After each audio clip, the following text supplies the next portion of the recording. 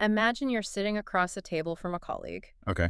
and you pick a really famous song, say, I don't know, Happy Birthday or the Star Wars theme, and you tap the rhythm of that melody out on the table with your knuckles. Just tapping the beat. Got it. Right. So before your colleague even tries to guess, ask yourself, what are the actual odds that they recognize the song you're tapping? Well, I mean, most people are remarkably confident in their tapping skills. Mm-hmm. They tend to predict a success rate of about 50%? 50%, like 1 out of 2. Yeah, exactly. So back in 1990, a Stanford psychology grad student named Elizabeth Newton actually ran this exact experiment.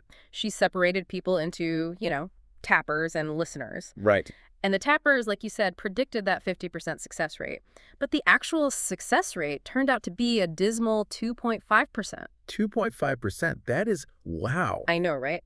Out of 120 melodies tapped out, only 3 were guessed correctly. Which is just, I mean, it highlights a staggering disconnect in human perception. And that disconnect is really the driving force behind our deep dive today. Because we all walk around thinking we're successfully communicating, right? Our brilliant ideas, our personalities, our core values to the world. Yeah, we think we're being so clear. Exactly. But most of the time, the other person is just staring at us, hearing random disconnected taps on a table. That's a great way to put it. It's like you're passionately lip syncing to a song that's only playing in your own headphones. You feel the emotion, you hear the sweeping violins, but everyone else just sees you silently and awkwardly mouthing words. You look ridiculous to them, basically. We're constantly transmitting information, but we're rarely connecting on a level that leaves, like, a lasting imprint. Exactly. So today we're cutting through the noise. We're taking the underlying mechanics of memory, attention, and cognitive bias, and we're reverse engineering them. I love that. We're going to explore the exact cognitive tricks you can use to ensure that you and your ideas are basically never forgotten. And the thing is, the reason we're so bad at being remembered usually has nothing to do with, a lack of charisma or intelligence. Right. It actually boils down to a psychological trap known as the curse of knowledge, which is a term coined by economists in the late 80s and popularized by the Heath brothers. The curse of knowledge. I mean, it sounds like a villain in a fantasy novel, right? Uh-huh. But it literally plays out in every corporate meeting and networking event. Oh, absolutely. Every single day. The premise is that when you know a piece of information, you completely lose the ability to imagine what it's like not to know it. Like the tapper. Yes, exactly. Think back to the tapper. They can't help but hear the full orchestral track playing in their head while they tap. It's impossible to unhear it. Right. And an expert operates the exact same way. They can't separate their, years of deep, nuanced understanding from the basic foundational facts. So they just skip ahead. They skip the introductory steps, speak in these high-level abstractions, and just completely lose their audience. Which makes sense. I mean, we assume our baseline is everyone else's baseline. Exactly. Okay, let's unpack this, because if we all know that clear communication and making a good first impression are vital, why does this cognitive bias still overpower us so consistently? Well, to understand that, we have to look at how human memory actually encodes information metabolically. Okay. There was this late 19th century psychologist named Hermann Ebbinghaus who mapped this out when he identified the primacy-recency effect. The primacy-recency effect. Right. So your brain gives preferential treatment to the very first thing you hear. That's the primacy effect. It basically uses that initial info as a cognitive anchor, dedicating a ton of energy to encode it into long-term memory. So it sets the stage for literally everything that follows. Exactly. And then you have the recency effect. The last thing you hear remains highly accessible in your short-term working memory because your brain naturally seeks closure. It wants to tie it up with a bow. Yeah, it holds on to that final piece of data to evaluate the entire interaction. But here's the kicker. Everything in the middle of those 2 points falls into what marketers vividly refer to as the content valley of death. The content valley of death. That sounds brutal. So if you're giving like a 20-minute presentation, minutes 3 through 17 are basically a graveyard for attention. A complete graveyard. And this is exactly where the curse of knowledge becomes fatal to your message. Because experts put the good stuff in the valley. Right. Experts possess so much data and so much nuance that they do what journalists call burying the lead. Oh, I've heard that phrase. Yeah, there's a brilliant historical case study involving the famous writer Nora Ephron when she was in a high school journalism class. Oh, yeah, from the source material. Right, so her teacher gave the class a list of facts about an upcoming school assembly. He said, the principal will be there, the entire faculty will be present, and they'll be announcing a brand new schedule. Which sounds like a standard, boring administrative update. Most students would probably start their article by announcing that the principal is holding an assembly on Thursday. Which is exactly what they did. And the teacher told them they all completely missed the point. Wow. He said the lead of the story wasn't the logistical fact that an assembly was happening. The lead was, there will be no school on Thursday. Right, because the new schedule meant they had the day off. Exactly. The students possessed all the factual data, but they buried the single most important piece of information underneath a pile of, administrative details. They focused on the nuance instead of the core impact. Yep. To survive the valley of death, you have to bypass the nuance initially. You must find the absolute core of your message and put it right up front. Finding the core gets us a strong start. We anchor them, but we still have to actually traverse that middle section, right? Unfortunately, yes. So if the middle of our interactions is a valley of death, how do we keep a listener's attention from drifting away while we explain the necessary details? You have to deliberately break their brain's predictive machinery. What do you mean by predictive machinery? Well, our brain evolved to be incredibly efficient engines. They constantly filter out sameness to save metabolic energy. Oh, so if it's not new, it's not important. Exactly. If everything looks the same, sounds the same, and follows the expected corporate or social pattern, your brain assumes there's no new threat or reward, and it just goes on autopilot. So they just zone out. Yep. To snap someone out of that energy-saving mode, you need a calculated pattern interrupt. Which means doing something that breaks the visual or auditory norm of the environment. Right. This phenomenon actually traces back to a 1933 discovery by a German psychologist named Hedwig von Riestorff. It's known as the isolation effect, or the von Riestorff effect. Okay, the von Riestorff effect. When the brain detects a break in a pattern, it triggers an immediate, involuntary emotional response, which is surprise. Oh, interesting. Yeah, and from an evolutionary standpoint, surprise tells the brain, hey, this is unexpected, therefore it might be critical for our survival. Stop conserving energy and save this data right now. Wow. Like if you see 10 pairs of white shoes in a row and then one bright red pair, the brain only allocates memory resources to the red pair. That makes total sense. And it works in an office setting too, right? Like we've all sat through an hour-long slide presentation where a speaker drones on in a monotone voice. Oh, the worst. But imagine if, mid-sentence, the presenter just walks over to the laptop and completely turns off the projector, just plunging the room into darkness to force eye contact. Oh, wow. Every single person in that room would snap to attention. Nobody's checking their phone after that. Right, that is a phenomenal pattern interrupt. It's like showing up to a corporate board meeting in a Superman costume. Yeah. Nobody is forgetting your name. But wait, how do we use this without looking, foolish? That is the crucial boundary condition to the von Riestorff effect. Yeah. You can't just wear a bright red clown nose to a board meeting. The disruption must inextricably match your key message. Otherwise, it's just a cheap gimmick. Right. The brain will remember the disruption, but completely discard the idea behind it. Exactly. Let's look at an application of this. Imagine a speaker addressing global poverty. They state the harrowing statistic that every single day, 22,000 children die due to poverty-related causes. Okay. Then, instead of moving to the next bullet point, the speaker stops talking.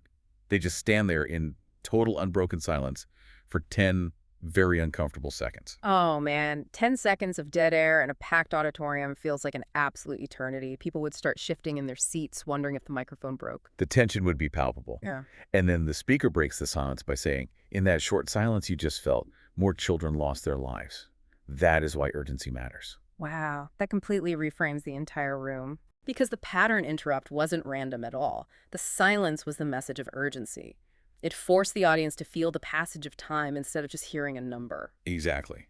When the disruption aligns perfectly with the core idea, the brain just locks it away permanently. But getting attention is only half the battle. We also need the info itself to be encoded in a way that the brain can easily retrieve later. Right, so we have their attention. Now, how do we actually make the idea stick? We can leverage the sexy CS framework, which was developed by Chip and Dan Heath. Ah, the Heath brothers again? Yep. It outlines the traits of memorable ideas, but the two most vital pillars for overcoming the curse of knowledge are concreteness and emotion. Concreteness and emotion. Right, because experts love abstract concepts. They thrive on words like synergistic paradigms and optimized deliverables. Oh, corporate jargon, it's the worst. Because language is abstract, but human life is not, you know? Our brains didn't evolve to process paradigms, they evolved to process physical realities. That's exactly it. Abstract ideas leave way too much room for interpretation and are just easily discarded by memory. Think about Aesop's fables. Okay.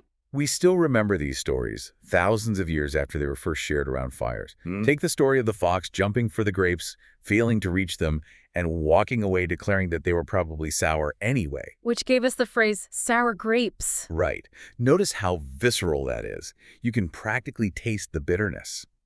That concrete sensory image anchors the lesson in physical reality. It's so much better than the abstract version. Right, because the literal advice is, do not adopt a bitter, rationalizing attitude when you fail to achieve your goals. Which nobody is going to remember. A concrete image provides a mental hook.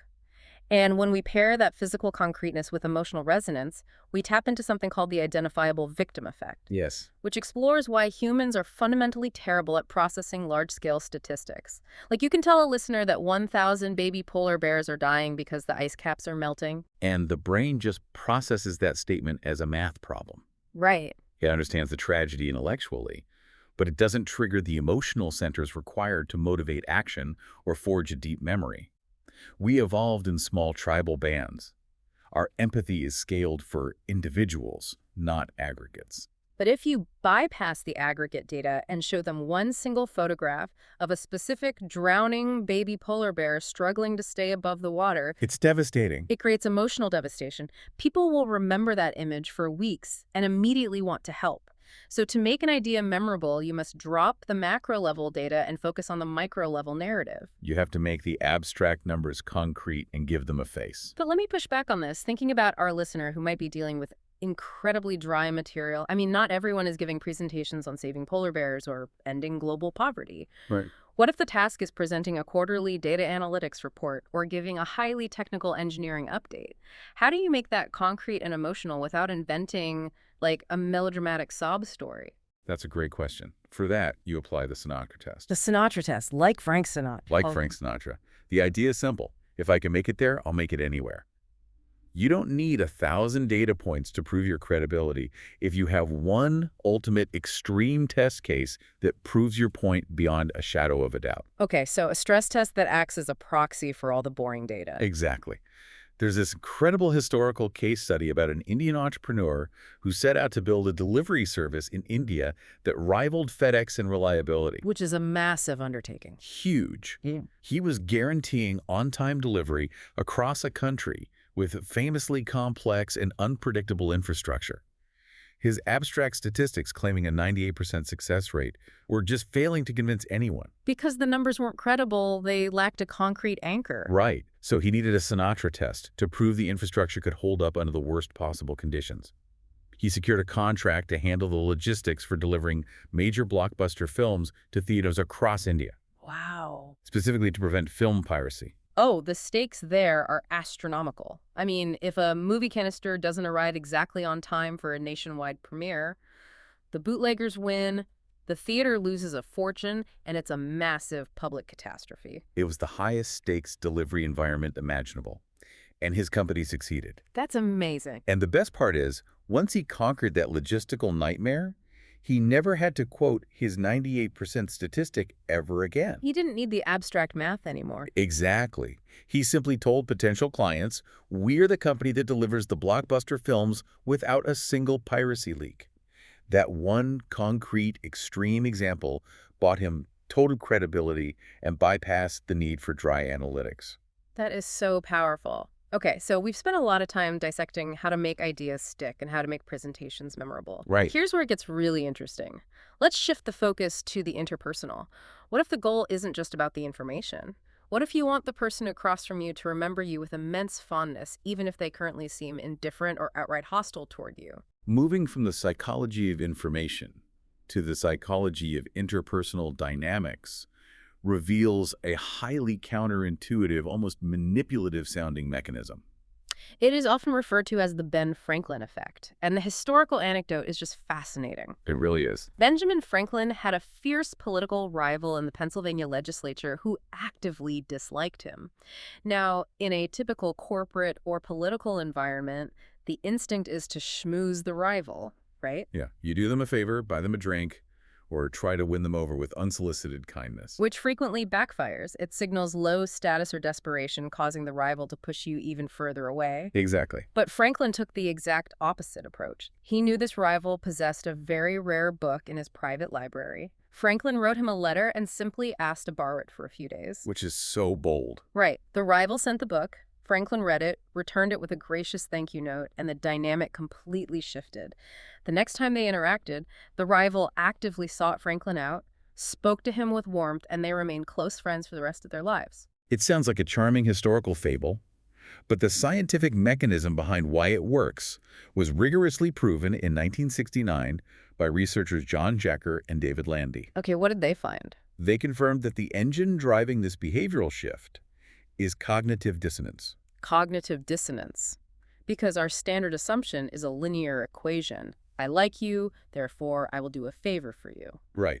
But the human brain is remarkably protective of its internal consistency. It despises contradiction. If you do a favor for someone you dislike, your brain experiences acute psychological discomfort. Oh, because it recognizes the conflicting data. Like, I'm expending time, energy, and resources for this person, but my internal narrative says I do not like them. Exactly. The brain cannot tolerate being a hypocrite. Mm, To resolve that dissonance, the brain literally rewrites its own emotional reality in real time. that is wild. It can't undo the favor, so it changes the underlying feeling. It rationalizes the behavior by concluding, well, I wouldn't go out of my way for someone I dislike, so I must actually think they're a pretty great person. You're basically reverse engineering affection. You prompt the action, and the brain generates the corresponding emotion to justify it. Yes. Think about how you can deploy this in your own workplace tomorrow. If you have a frosty colleague or a senior leader you want to connect with, stop trying to be universally helpful. Don't offer to take on their busy work. No, definitely not. Instead, ask them for a small, highly specific, and sincere favor. Ask to borrow a book they mention, or request 10 minutes of their advice on a problem where they hold expertise. Because by asking them to invest a small amount of effort in you, you give them an emotional stake in your success. Right. People possess a deep psychological need to feel useful and competent.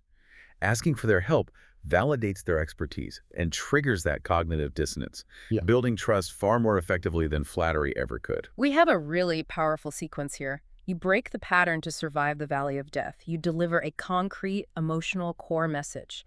You build interpersonal rapport by triggering cognitive dissonance. The final piece of the puzzle is the exit. How do you end the interaction so they literally cannot stop thinking about you after you walk away? You leverage the brain's obsession with open loops, known as the Zeigarnik effect. Named after Bluma Zeigarnik, right?